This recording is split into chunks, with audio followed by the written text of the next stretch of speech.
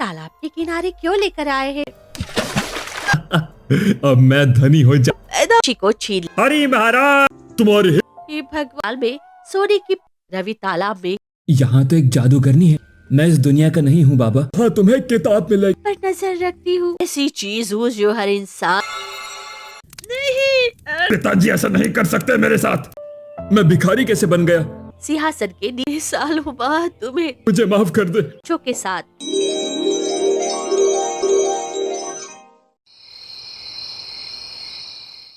तालाब के किनारे हरी और उसकी गर्भवती पत्नी सुगंधा खड़े थे। हरी, आप मुझे यहाँ इस सुनसान जगह पर इस तालाब के किनारे क्यों लेकर आए हैं? मुझे सच में बहुत डर लग रहा है। आप चलिए यहाँ से। सुगंधा, बस कुछ पल और इंतजार करो। अभी कुछ ऐसा होगा जो हमारी पूरी जिंदगी बदल देगा।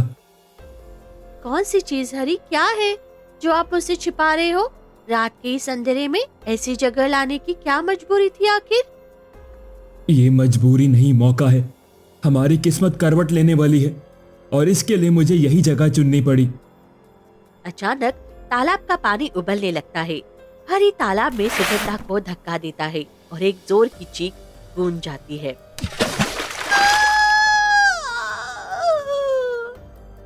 गर्भवती सुगंधा तालाब में गिरकर गायब हो जाती है। मेरे पास केवल यही रास्ता था अपनी तकदीर बदलने का। अब मैं धनी हो जाऊंगा, बहुत धनी।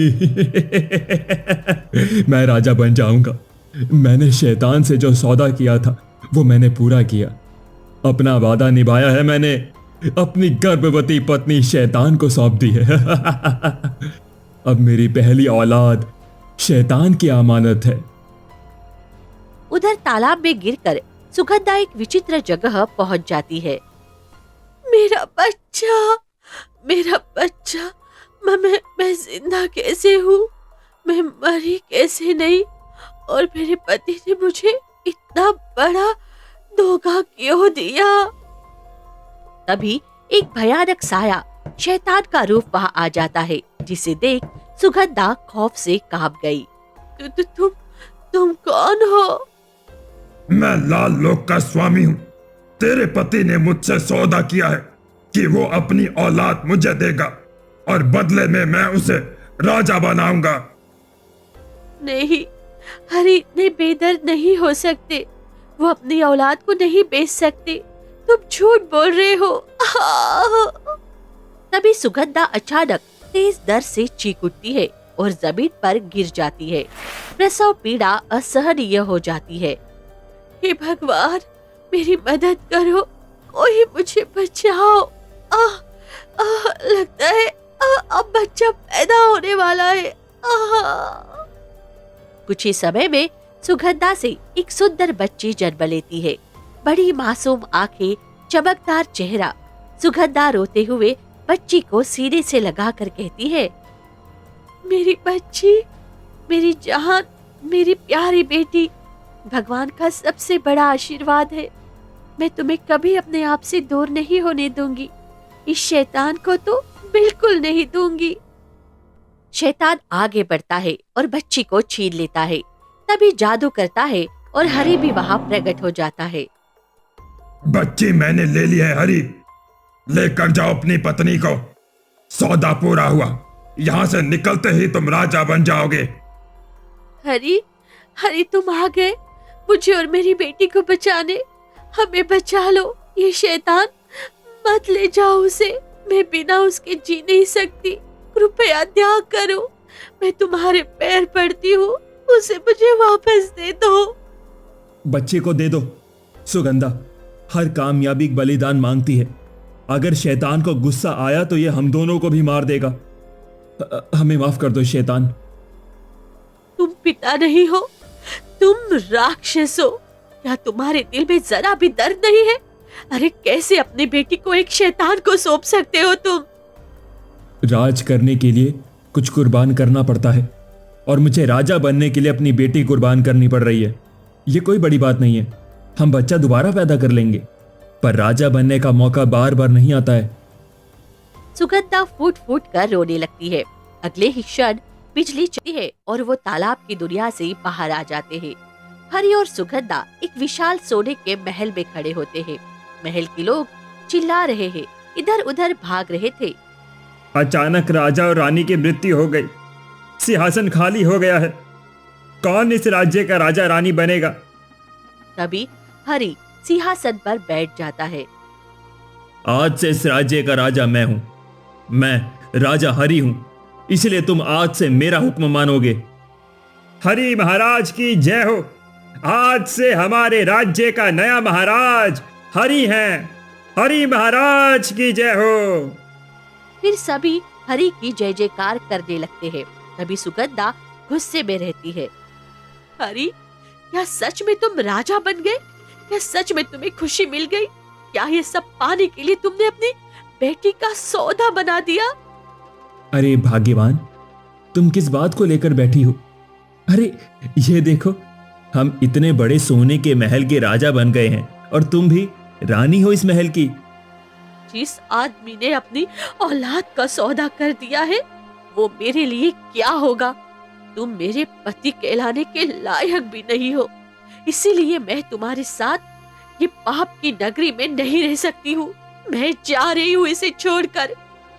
जाओ, अगर रहना नहीं चाहती हो, मुझे किसी की जरूरत नहीं है। मैं राजा हूं और राजा अकेला भी चल सकता है। अब मैं एक मछुआरा नहीं रहा। अरे 10 रानियां मिल जाएंगी मुझे अब। हाँ। तुम्हारे महल से जाना मेरा हारना नहीं, तुम्हारा अंत है। आज से मैं तुम्हारे नाम को भी अपने दिल से मिटा दूंगी। वो मुड़ जाती है, बिना पीछे देखे महल से बाहर निकल जाती है और रोते हुए जैसे ही गांव में पहुंचती है, तभी 2 गांव वाले देखते हैं। अरे देखो, ये तो वही सुगंधा है जिसकी किस्मत को सब तरसते थे। राजा की पत्नी बन गई थी और देखो, आज ये सड़क पर पागलों की तरह रोते हुए जा रही है। पता नहीं, राजा बना और इसे धक्के मारकर बाहर भी फेंक दिया। कैसी किस्मत है। सच कहते हैं, धन आते ही सब बदल जाते हैं। अब यह बेचारी कहीं की नहीं रह जाएगी। गांव वाले जोर जोर से हंसने लगते हैं। सुगंधा सिर झुकाकर खामोश चलती जा रही थी।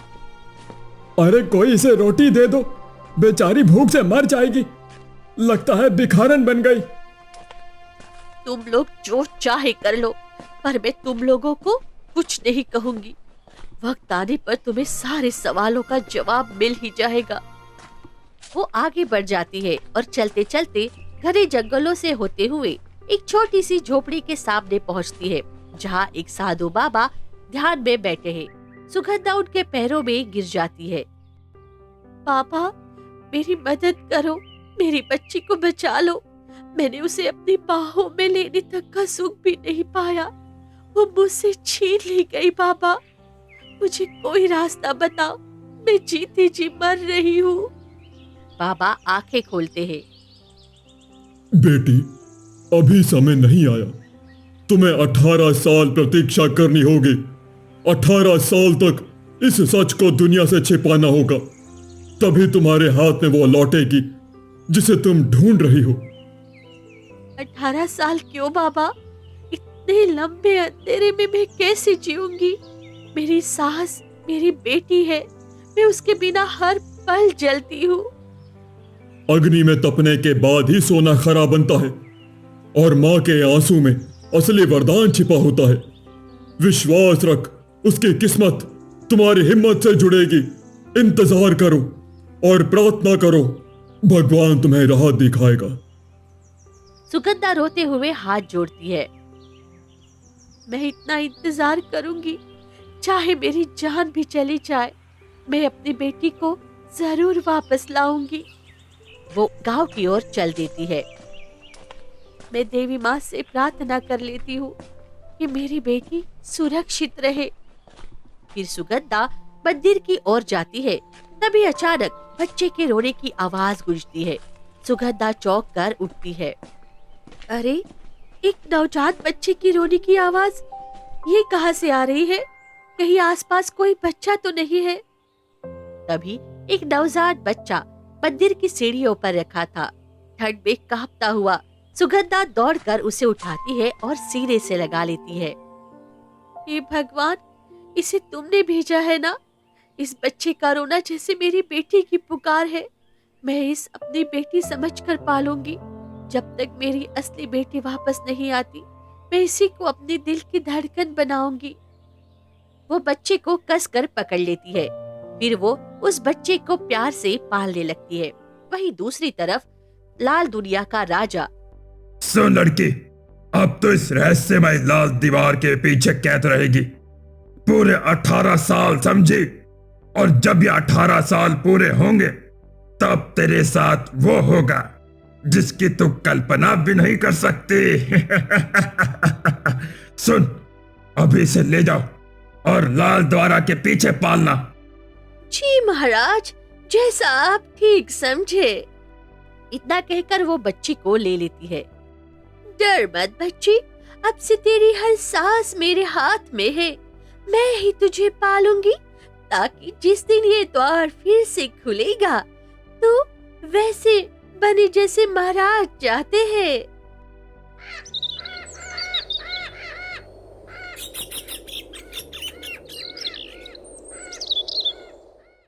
फिर धीरे धीरे वक्त बीतने लगता है और देखते ही देखते 18 साल बीत जाते हैं।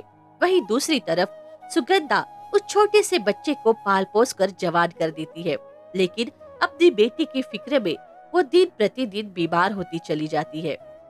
रवि, जरा वापस आ बेटा।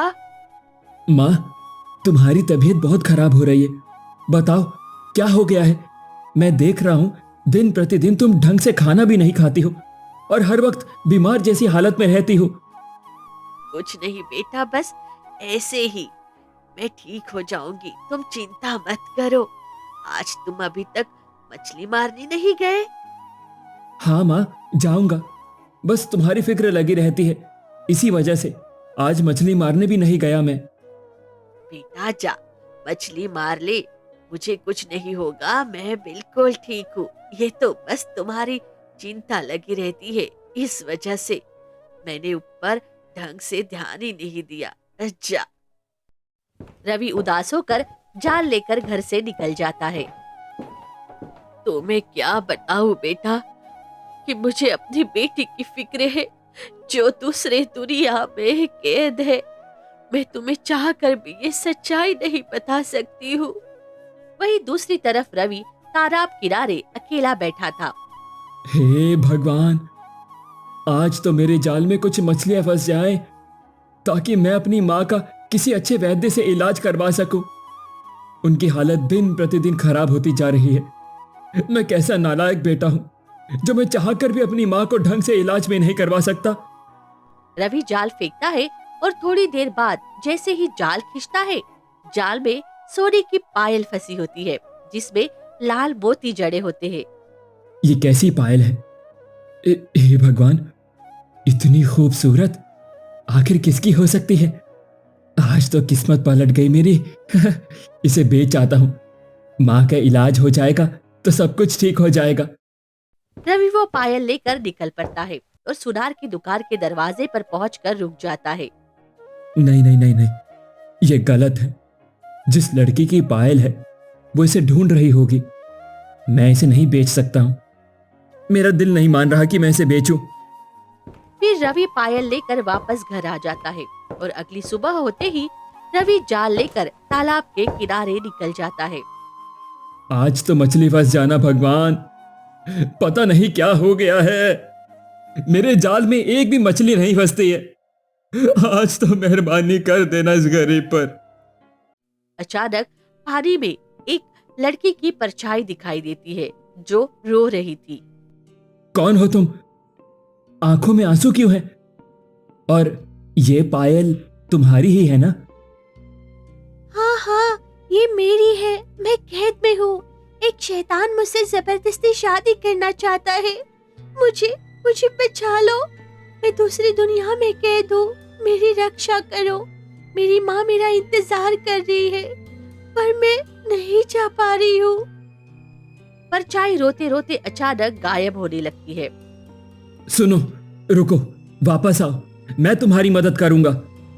लेकिन परछाई मीना कुछ कहे वहाँ से गायब हो जाती है। वहीं दूसरी तरफ मीना जैसे ही लाल द्वार में पहुँचती है तभी शैतान कहता है, सुन मीना, तेरे बदले मैंने तेरे मछुआरे पति को राजा बनाया। आज तुझे मुझसे शादी करनी होगी, उसके बाद तू मेरी पत्नी होगी और इस लाल दुनिया की रानी होगी, पर सिर्फ एक रात के लिए। रात के आखिरी पहर में मैं तेरा सिर को काट दूंगा और तेरे खून की बूंदें इस तालाब में डाल दूंगा। उसके बाद मैं दुनिया का सबसे शक्तिशाली बन जाऊंगा। मुझे आजाद कर दो, मुझे जाने दो। मेरी माँ मेरा इंतजार कर रही होगी। हर रात मेरे सपनों में उसकी आवाज सुनाई देती है। भगवान के लिए मुझे जाने दो। तेरी माँ की तड़प से मेरी ताकत और बढ़ती है। इसी दर्द में मेरी शक्ति छिपी है। इतना सुनते ही मीना फूट फूट कर रोने लगती है। वहीं दूसरी तरफ रवि घर पहुंचता है। माँ, आज सब पता चला है मुझे। एक शैतान है जिसने उस लड़की को कैद किया है। माँ वो रो रही थी और कह रही थी कि उसकी माँ उसका इंतजार कर रही होगी। माँ, मुझे बहुत डर लग रहा है। वो लड़की मेरी असली बेटी है और तू मेरा असली बेटा नहीं है। तू मुझे मंदिरों की सीढ़ियों पर मिला था। मैंने तुझे गोद लिया था और अपनी बेटी का इंतजार किया था सालों तक। आज सब बताने का वक्त आ गया है। उस शैतान ने मेरी बच्ची को अपनी लाल दुनिया में कैद करके रखा है बेटा। माँ, आप रो क्यों रही हो? मुझे बताइए क्या करना है? मैं उसे कैसे बचाऊं? उसे आजाद करा दे। मेरी बेटी को शैतान ने लाल द्वार के पीछे बंद किया हुआ है। वो दुनिया बहुत खतरनाक है। तुम्हें वो लाल द्वार ढूंढना होगा।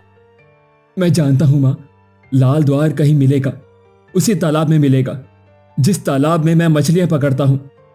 मैं आज ही उसे ढूंढ कर वापस लाऊंगा। रवि मुड़कर जाने लगता है। बेटा, भले ही मैंने तुम्हें जन्म नहीं दिया हो, पर मैंने तुम्हें हमेशा अपना बेटा ही माना और अपने बेटे जैसा ही प्यार दिया है। भगवान तुम्हें सफल करे। अपने आप को संभाल कर रखना। माँ, आप मुझसे इतना प्रेम करती हैं, यही मेरे लिए काफी है। मैं उसे सही सलामत वापस लेकर ही आऊंगा। रवि तेज कदमों से तालाब की ओर भागता है।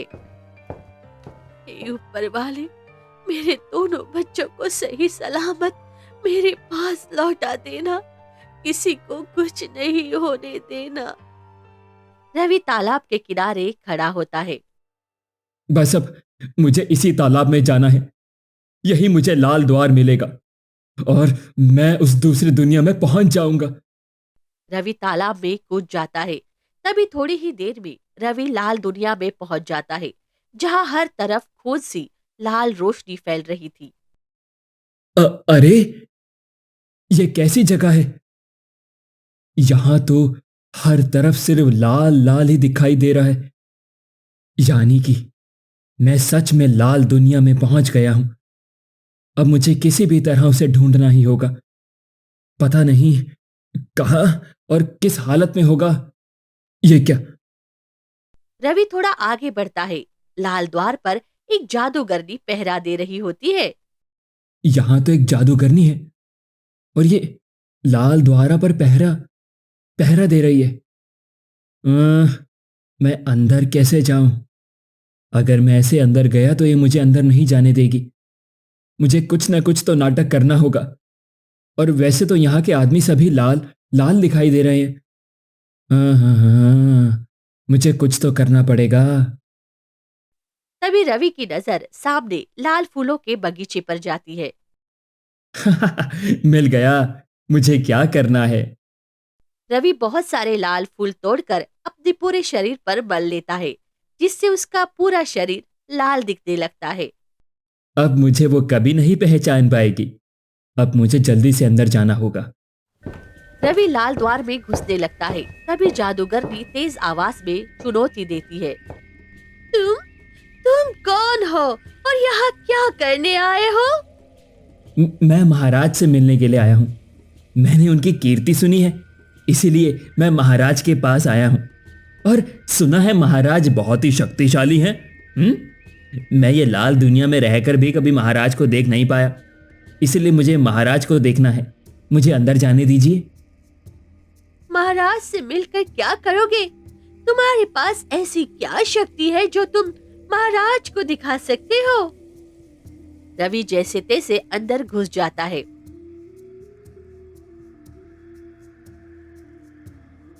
अच्छा, ठीक है, जाओ, लेकिन कोई होशियारी करने की कोशिश मत करना, वरना तुम्हें इसकी भारी कीमत चुकानी पड़ेगी। नहीं नहीं, मैं ऐसा कुछ नहीं करने वाला हूँ।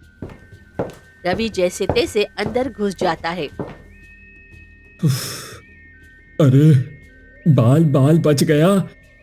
अगर जादूगरनी को पता चल जाता कि मैं इंसान हूं तो पता नहीं मेरे साथ क्या करती वो। अब मैं क्या करूं? मैं राजमहल जाने से पहले उस शैतान को खत्म करने का कोई रास्ता ढूंढता हूं। आखिर कैसे उस शैतान को खत्म किया जा सकता है? रवि आगे बढ़ता है। तभी एक पेड़ के नीचे एक बुढ़ा व्यक्ति बैठा होता है जो फूट फूट कर रो रहा होता है। अरे यहाँ ये बूढ़ा व्यक्ति रो रहा है, क्यों? मुझे इसकी मदद करनी चाहिए, लेकिन मैं तो खुद ही मुसीबत में हूं। अब मैं इसकी भला क्या मदद कर सकता हूं? लेकिन मैं किसी को ऐसे रोता हुआ भी तो नहीं छोड़ सकता। रवि उसके पास जाता है। बाबा, क्या हो गया? आप इतना रो क्यों रहे हैं? तुम तो हमारी दुनिया के नहीं लग रहे हो। आखिर तुम कौन हो? सच सच बताओ।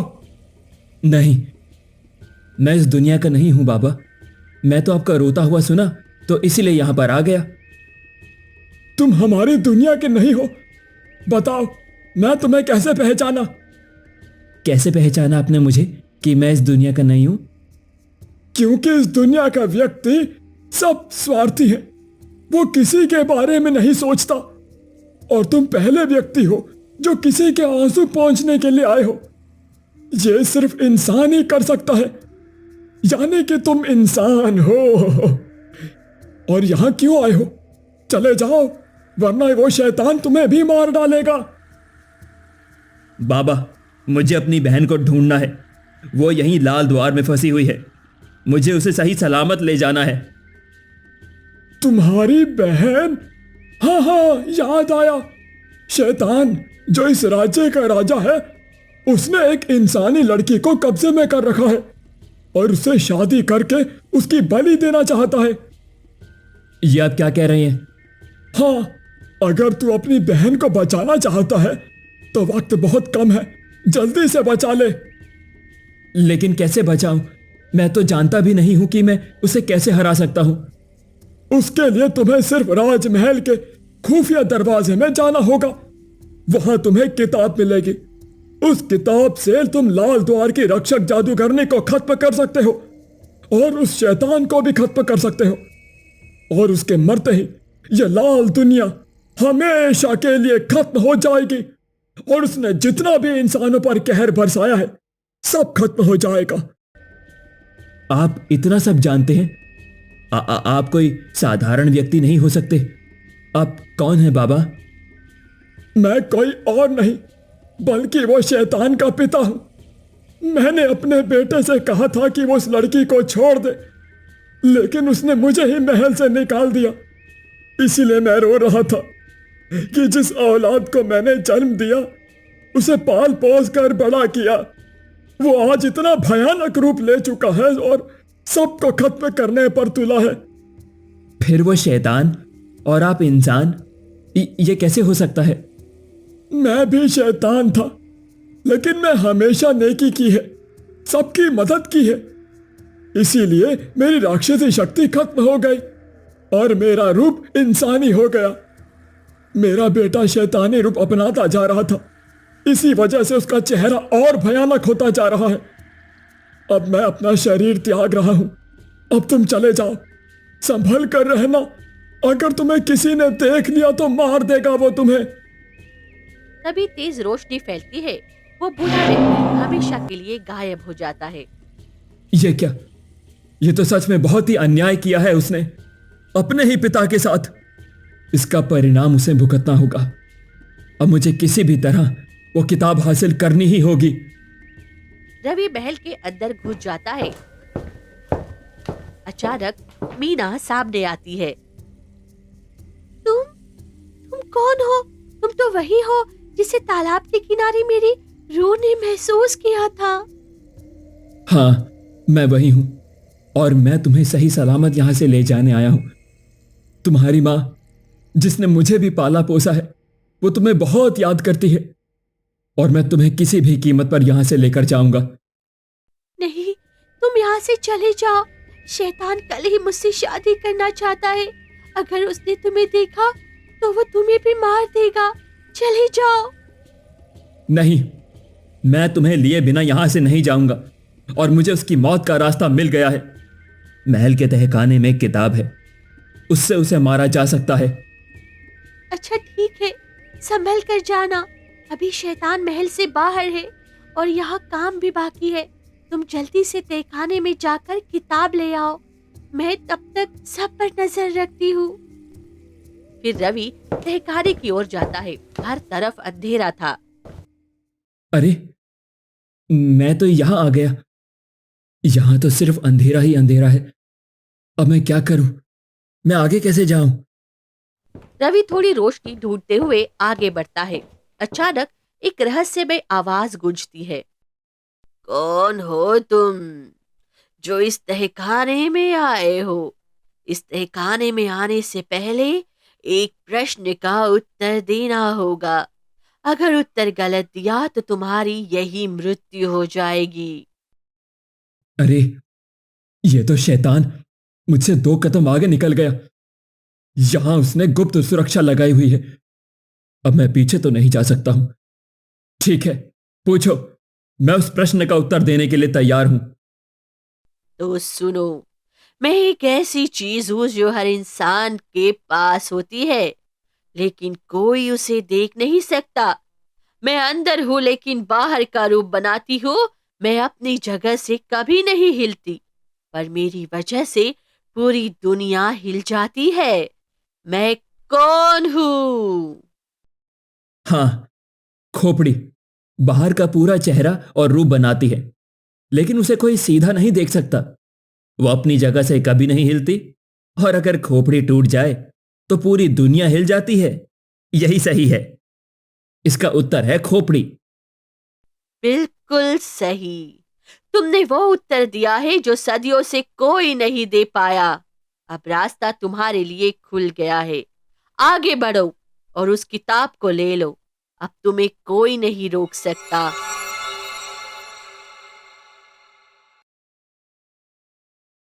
रवि जैसे ही किताब उलटता है, पहले पन्ने पर एक मंत्र लिखा होता है। अच्छा, तो ये मंत्र पढ़ने से उस शैतान की हत्या हो सकती है और अगले पन्ने का श्लोक पढ़ते ही उस जादूगरनी की शक्ति खत्म हो सकती है। चलो, मुझे मिल गया। अब मैं उन दोनों को हरा कर ही रहूंगा। रवि किताब लेकर कमरे से बाहर आता है। तभी शैतान उसे पकड़ लेता है। तुम्हारी हिम्मत कैसे हुई यहां आने की? तुम्हें इसकी कड़ी सजा मिलेगी। तुम मुझे छोड़ दो, मुझे जाने दो। तुम वही हो जिसकी आने की मुझे खबर थी। तुम मछुआरे की पत्नी का गोद लिया हुआ बेटा हो, यानी कि तुम इसे बचाने आए हो। पर तुम इसे बचा नहीं पाओगे। अब तुम्हारी आंखों के सामने ही मैं इसे विवाह करूंगा और तुम मेरा कुछ नहीं बिगाड़ सकते। नहीं, ऐसा मत करो। इसे जाने दो। इसने तुम्हारा क्या बिगाड़ा है? इसकी हिम्मत कैसे हुई चोरी चुपके मेरे राजमहल में घुसने की? अब तो ये इसका आखिरी दिन होगा। मुझे जल्दी से किताब छुपा लेनी चाहिए। अगर इसने एक किताब देख ली तो इसकी शक्ति खत्म हो जाएगी। इस किताब में साफ लिखा है कि रात पहली पहर में मंत्र काम करेगा। मुझे पहली पहर तक इंतजार करना ही होगा। रवि किताब छुपा लेता है और कुछ दिन में शादी की तैयारी होती है। जब शादी होने ही वाली होती है, तभी रात की पहली पहर शुरू हो जाती है। रुक जाओ। अब तुम कुछ नहीं कर सकते हो। तू मुझे रोकेगा, एक साधारण इंसान होकर? तभी रवि किताब निकालकर सामने रख देता है। ये किताब तुम्हारे पास कैसे आई? तुमने इसे कहां से निकाला? और तुम्हें कैसे पता चला कि मैंने इसे कहां छुपा रखा है? जो बुरा कर्म करता है उसके अंत का रास्ता भी मिल जाता है। अब तुम नहीं बचोगे। उसी समय जादूगरनी प्रकट होती है। तुम तो वही हो जो कह रहे थे कि महाराज से मिलने आया हूँ। मैं तो बस तुम्हें अपनी बातों में फंसा रहा था। अब तुम दोनों की मृत्यु निश्चित है। रवि मंत्र पढ़ने लगता है। तभी जादूगरनी के शरीर में आग लग जाती है। नहीं, नहीं, ये क्या हो रहा है? मेरा शरीर क्यों जल रहा है? रुक जा, मैं तुम्हें छोड़ूंगा नहीं। रवि दूसरा मंत्र पढ़ता है और शैतान के भी शरीर में आग लग जाती है। इसकी भारी कीमत चुकानी पड़ेगी। अब तुम कुछ नहीं कर सकते हो और मरते मरते ये सच्चाई भी जान लो। मुझे ये किताब का रहस्य और तुम्हारी दुनिया की सारी काली करतूतों का राज कोई और नहीं बल्कि तुम्हारे पिता ने ही बताया था और उनका निधन हो चुका है। तुम कैसे नालायक राजा हो जो आज तुम्हारी वजह से तुम्हारी ये पाप की दुनिया खत्म होने जा रही है। नहीं, पिताजी ऐसा नहीं कर सकते मेरे साथ। तभी तेज रोशनी फैलती है, सब गायब हो जाते हैं और रवि बिना तालाब के किनारे आ जाते हैं। तुमने मुझे बचा लिया। मुझे यकीन नहीं हो रहा था कि मैं कभी लाल द्वार से बाहर भी आ पाऊंगी। मैंने माँ से वादा किया था कि तुम्हें सही सलामत वापस लेकर आऊंगा। चलो घर चलते हैं, माँ हमारा इंतजार कर रही होंगी। फिर दोनों वहां से निकल पड़ते हैं। वहीं दूसरी तरफ अचानक हरि राजा से भिखारी बन जाता है। ये क्या? मैं तो राजा था, मैं भिखारी कैसे बन गया? उतने में ही असली राजा आते हैं और हरि को लात मारकर सिंहासन के नीचे गिरा देते हैं। तुम कौन हो और मुझे नीचे क्यों गिरा रहे हो? अच्छा, तुम्हारी हिम्मत कैसे हुई मेरे सिंहासन पर बैठने की? एक भिखारी की इतनी औकात कि मेरे सिंहासन पर बैठे? मैं इस राज्य का राजा हूं, यह सिंहासन मेरा है। सैनिक, इस भिखारी की खाल उधेड़ दो। इसकी औकात दिखाओ इसे। जो एक भिखारी होकर राजा की बराबरी करने की कोशिश करता है उसे क्या फल मिलता है? जो आज्ञा महाराज। सैनिक हरि को बहुत मारते हैं और मार मार कर राज्य से बाहर फेंक देते हैं। वहीं दूसरी तरफ रवि और बीना जैसे ही घर पहुंचते हैं, सुगंधा उन्हें देखते ही फूट फूट कर रो पड़ती है। मेरी बेटी, मेरी बेटी, इतने सालों बाद तुम्हें देखकर मुझे यकीन ही नहीं हो रहा है कि तुम इतनी बड़ी हो गई हो। आप मेरी माँ हो? माँ, आप मुझसे कितने दिनों तक वहाँ क्यों छोड़कर चली आ गई थी? मुझे आपकी बहुत याद आती थी। मुझे वहाँ नहीं रहना था माँ। मुझे माफ कर दे बेटी। तुम्हारे पिता की लालच की वजह से उस शैतान ने तुम्हें मुझसे छीन लिया था और तुम्हारे पिता का राजा बनने के चक्कर में उन्होंने मुझे भी त्याग दिया और मैं गुस्से में उन्हें छोड़कर चली आई। और ये रवि, इसे मैं मंदिर से उठा कर लाई थी जब तक तुम मेरे पास नहीं थी मेरी बेटी। लेकिन आज इसने तुम्हें सही सलामत लाकर ये साबित कर दिया कि मुझे अपनी सगी माँ की तरह मानता है ये, और इसने औलाद होने का पूरा फर्ज निभाया। अब तुम मुझे छोड़कर कभी मत जाना। उतने में ही हरि पागल भेष में वहां आता है। सुगंधा, मुझे माफ कर दे, मुझे अपने साथ रख ले। वो राजा भी जीवित हो गया और उसने मुझे लात मारकर राजमहल से बाहर फेंक दिया। तुम कौन हो? मैं तुम्हें नहीं पहचानती हूँ। यहाँ से चले जाओ। भगवान के लिए ऐसा मत करो, इतना पत्थर दिल मत बनो। मैं तुम्हारा पति हूं, तो मुझे कैसे भूल सकती हो? सुगंधा रवि और मीना को लेकर जाने लगती है। मीना बेटी, तुम तो मुझे माफ कर दो। आप मेरे पिता नहीं, आप मेरे पिता नहीं हैं। आप जैसे पिता होने से अच्छा है मैं अनाथ हो जाऊं। चलो माँ, क्यों मुंह लग रही हो? चलो घर चलते हैं। इतना कहकर तीनों गुस्से में वहां से चले जाते हैं। हरी रोता हुआ वहां से चला जाता है और उसके बाद सुगंधा अपने दोनों बच्चों के साथ खुशी पूर्वक जीवन बिताने लगती है।